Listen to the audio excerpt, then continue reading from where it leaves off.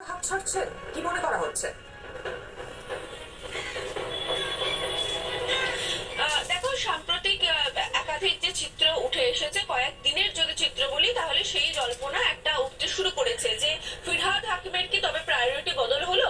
দেখো, যেমনটা জানা যাচ্ছে ঘনিষ্ঠ মহলে তিনি এই প্রসঙ্গে, ঠিক তুমি যে বিধানসভা যে প্রসঙ্গে বলছিলে, সূত্রের খবর দেখো যেমনটা জানা যাচ্ছে, তিনি ঘনিষ্ঠ মহলে জানাচ্ছেন যে বর্তমানে তৃণমূলের যে অবস্থা রয়েছে সেই জায়গায় দাঁড়িয়ে আমি ওরা না করে সবাই মিলে এক সভায় বিধানসভায় বিরোধিতা করা উচিত।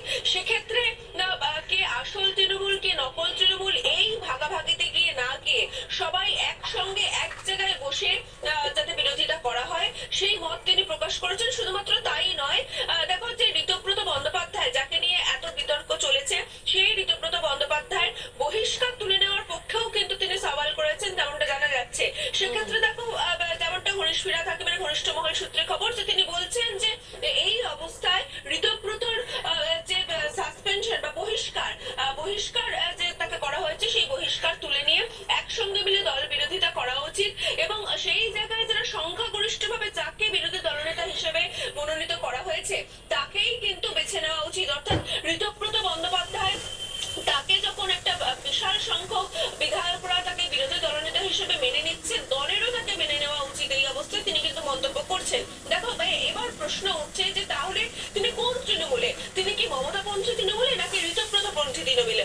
এই প্রশ্ন যখন উঠছে, দেখো কয়েকদিনের যে চিত্র আমরা দেখলাম, যখন মমতা বন্দ্যোপাধ্যায় এখানে একেবারে বলা যায় যে বিধানসভা ভোটের ফলাফলের পর প্রথম যেদিন রাস্তায় বেরোলেন, সেই সময় কয়েক মিনিটের জন্য দেখা গিয়েছিল তাকে মমতা বন্দ্যোপাধ্যায়ের পাশে।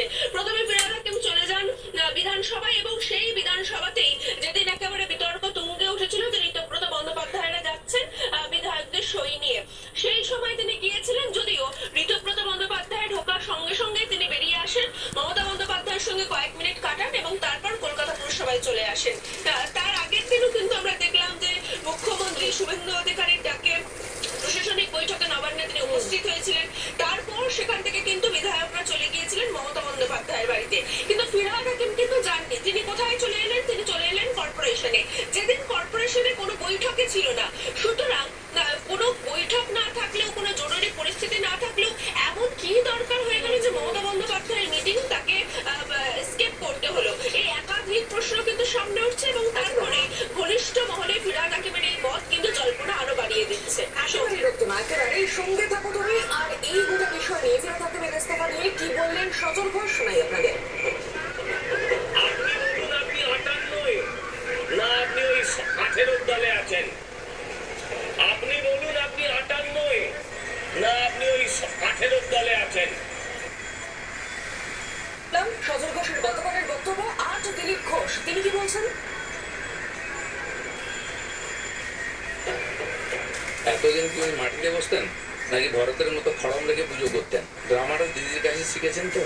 কিছু না বলে চুপচাপ থাকুন। আপনাদেরকে লোকে 15 বছর দেখেছে, সমস্ত কিছু লোকের মনে আছে। কি কি ডায়লগ দিয়েছেন সেই ইঞ্চি সাইজ থেকে ফুট সাইজের নেতা, তাদের ভাষা, তাদের ভিডিও দেখে নিন আপনি।